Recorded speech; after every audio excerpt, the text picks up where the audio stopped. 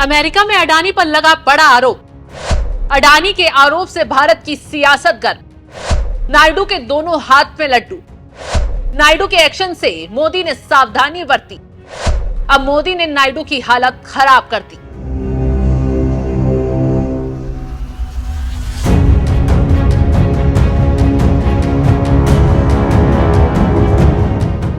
नमस्कार, मैं आपके साथ शबनम। ये तो आप जानते हैं कि जब से मोदी की सरकार आई है तभी से अडानी पर मोदी मेहरबान है और विपक्ष लगातार अडानी पर आरोप लगाता रहता है कि मोदी सरकार ने अडानी को ये बेच दिया, वो बेच दिया। लेकिन नरेंद्र मोदी विपक्ष के किसी भी सवाल का जवाब नहीं देते हैं। लेकिन इस बार गौतम अडानी की चोरी अमेरिका की न्यूयॉर्क की अदालत ने पकड़ ली है और फिर अमेरिका से लेकर केन्या, ऑस्ट्रेलिया और अन्य देशों में अडानी की कंपनी सोलर एनर्जी के कॉन्ट्रैक्ट कैंसिल हो गए हैं और भारत में राहुल गांधी समेत विपक्षी हमलावर भी हो गए हैं और संसद से लेकर सड़क तक प्रदर्शन हो रहा है। जानकारी देते चले कि अडानी की कंपनी सोलर एनर्जी प्रोजेक्ट्स के ठेके हासिल करने के लिए भारतीय अधिकारियों को लगभग 2250 करोड़ रुपए की रिश्वत दी और यह रिश्वत आंध्र प्रदेश की सरकार के अधिकारियों को दिए गए और मामला नायडू के कट्टर दुश्मन जगन मोहन सरकार में हुआ है और इसी को कहा जा रहा है कि ये नायडू के लिए दोनों हाथों में लड्डू जैसा है।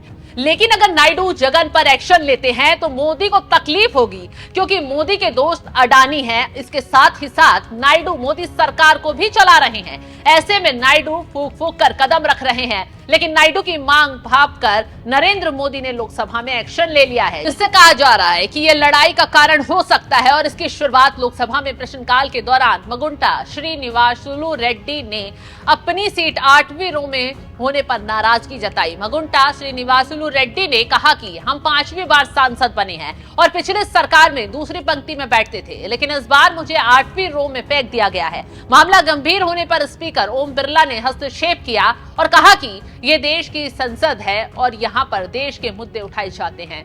आपको ऐतराज है तो आप अध्यक्ष के कक्ष में आकर बात कर सकते हैं। तो आप समझ सकते हैं कि कैसे टीडीपी को मोदी सरकार ने अपने तेवर दिखाकर अपने रुख में स्पष्ट किया है और क्यों। इसी को लेकर अब कहा जा रहा है कि मोदी नायडू आमने सामने हैं और इसका कारण है अडानी रिश्वत विवाद।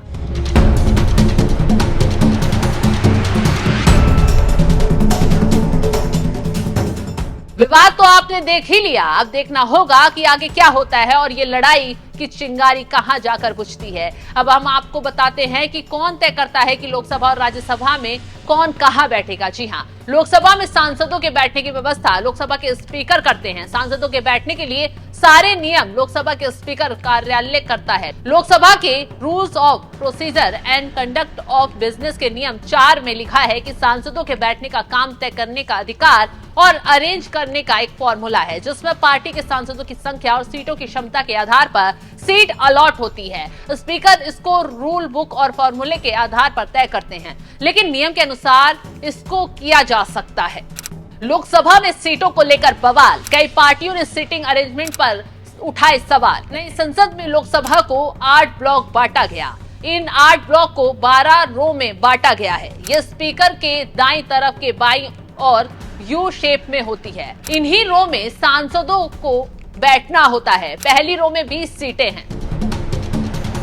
तो अब आप समझ ही गए होंगे कि लोकसभा में कैसे अरेंजमेंट होता है। अब बैठने का नियम बताते हैं कि कैसे कौन बैठता है। जानकारी के मुताबिक जिस पार्टी के जितने सांसद होंगे उनकी संख्या को रो की कुल सीटों के गुणा किया जाता है और संसद के कुल सांसदों की संख्या से भाग कर दिया जाता है। फिर जो संख्या आएगी उस दल के उतने ही सांसद पहली पंक्ति में बैठेंगे। लेकिन यह फॉर्मूला उन्हीं दलों पर लागू होता है जिनके पास कम से कम 5 सांसद हों। इसको हर रो में अपनाया जाता है और सीटें बांटी जाती हैं। उसके बाद इसे संबंधित सभी पार्टियों को भेज दिया जाता है, जो अपने प्रमुख नेताओं को बैठने के क्रम में तवज्जो देती है। इसके साथ ही साथ पार्टियों से भी सिटिंग अरेंजमेंट को लेकर सुझाव लिए जाते हैं। स्पीकर इसमें बदलाव करते हैं। कई बार ऐसा भी होता है कि अनुभवी सांसद, पूर्व प्रधानमंत्री आदि को आगे की पंक्ति में जगह दी जाती है, लेकिन जिस सांसद के लिए जो सीट अलॉट की गई है उसमें उपस्थिति को देखते हुए बदलाव भी किया जा सकता है और इसी फॉर्मूले को अपनाकर बीजेपी ने चंद्रबाबू नायडू को झटका दे दिया है। अगर एक्शन हुआ तो उस पर हम रिएक्शन देंगे। देखना होगा कि बीजेपी के इशारे को नायडू समझ गए या अब भी नादानी करने को तैयार हैं। देखना होगा। फिलहाल इस खबर पर आपकी राय क्या है, कमेंट कर जरूर बताएं।